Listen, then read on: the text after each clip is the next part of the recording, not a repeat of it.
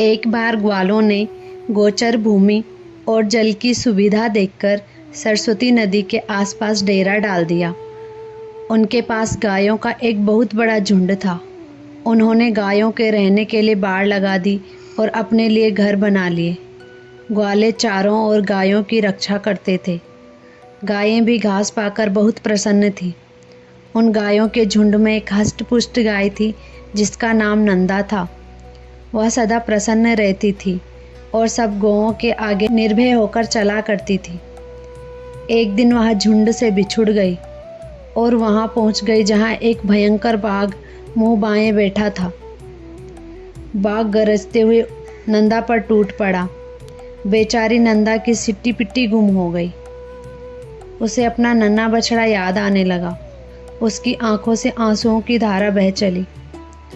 बाघ बोला, मालूम पड़ता है कि तुम्हारी आयु समाप्त हो गई है, तभी तो तुम मेरे पास अपने आप आई हो।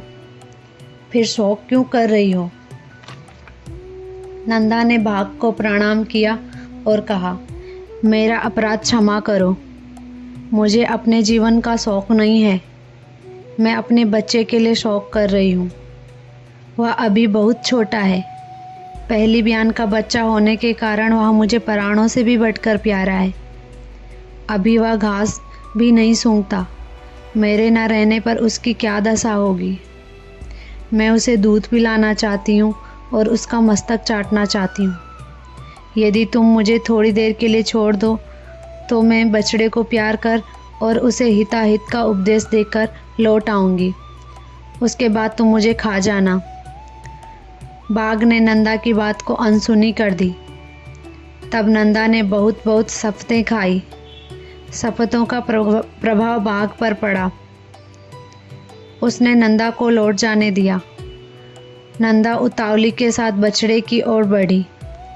दूर से ही उसने अपने बछड़े की पुकार सुनी। अब उसकी उतावली और बढ़ गई। वह दौड़ती हुई बछड़े के पास जा पहुंची। उसकी आंखों से आंसू जोर जोर से बहने लगे। बछड़े ने पूछा, माँ तुम तो सदा प्रसन्न रहती थी, आज इस तरह क्यों रो रही हो? नंदा ने आप बीती कह सुनाई और अंत में कहा, वत्स, मुझे महान दुख इसलिए हो रहा है कि अब मैं तुम्हें देख न सकूंगी। मैं बाघ को शपथ देकर आई हूँ, अतः सत्य की रक्षा के लिए मुझे उसके पास जाना ही होगा।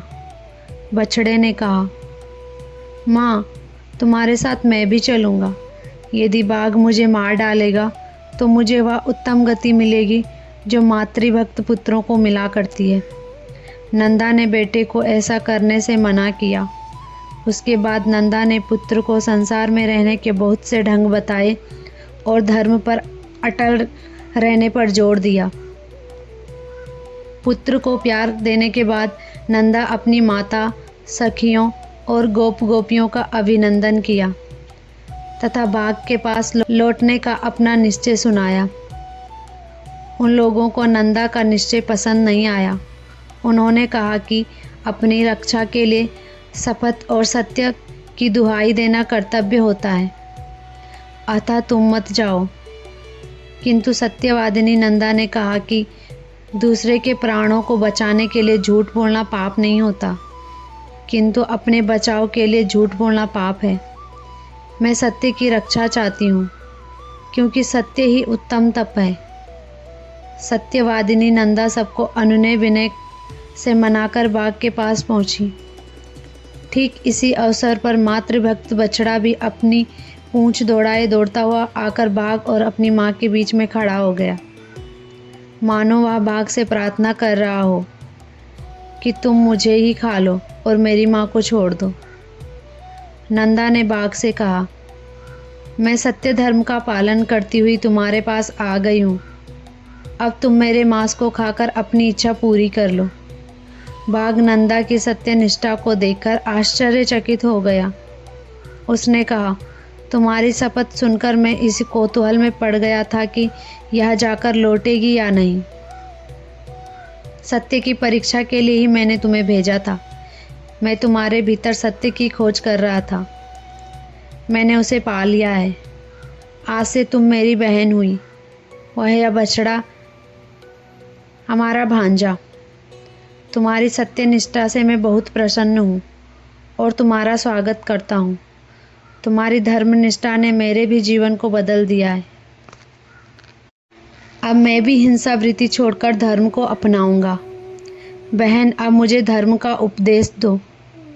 नंदा ने उससे सभी प्राणियों को अभयदान देने के लिए कहा, क्योंकि जो लोगों को अभयदान देता है वह सभी भयों से मुक्त होकर परब्रह्म को प्राप्त हो जाता है।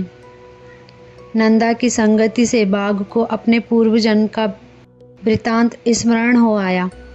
उसने कहा, बहन, पूर्व जन्म में मैं एक राजा था। एक बार इसी वन में शिकार खेलने आया था। तब मुझसे एक अधर्म हो गया। मैंने बच्चे को दूध पिलाती हुई एक मृगी को मार दिया। उसी के शाप से मैं बाघ बन गया हूँ। बाघ बन जाने के पश्चात मैं बिल्कुल भूल गया था कि मैं राजा हूँ। यह तुम्हारी ही संगति का प्रताप है कि मुझे अपने पूर्व जन्म की बातें स्मरण हो आई। तुम धन्य हो और तुम्हारी संगति धन्य है। अच्छा, अब तुम अपना नाम बताकर मुझे कृतार्थ करो। नंदा ने अपना नाम बताया। नाम सुनते ही बाघ का शरीर छूट गया और वह राजा के तेजस्वी रूप में आ गया। ठीक उसी समय नंदा के सत्य से आकृष्ट होकर धर्मराज वहाँ प्रकट हो गए। उन्होंने प्रसन्नता के साथ कहा, नंदा, तुम्हारी धर्मनिष्ठा से मैं संतुष्ट हूँ। तुम मुझसे वर मांग लो। नंदा ने धर्मराज से 3 वर मांगे। मैं पुत्र के साथ उत्तम पद को पाऊँ, यह स्थान तीर्थ बन जाए, यहाँ सरस्वती नदी का नाम मेरे नाम से नंदा पड़ जाए। धर्मराज ने कहा, ऐसा ही होगा, और यह कहकर उसे संतुष्ट किया। इसके बाद नंदा तत्काल अपने पुत्र के साथ उत्तम लोक को चली गई। सत्यनिष्ठा की गाय माता की यह कहानी आपको कैसी लगी? आप कमेंट में बताएं। ऐसी और कहानियों के लिए हमारे चैनल को सब्सक्राइब कीजिए। धन्यवाद।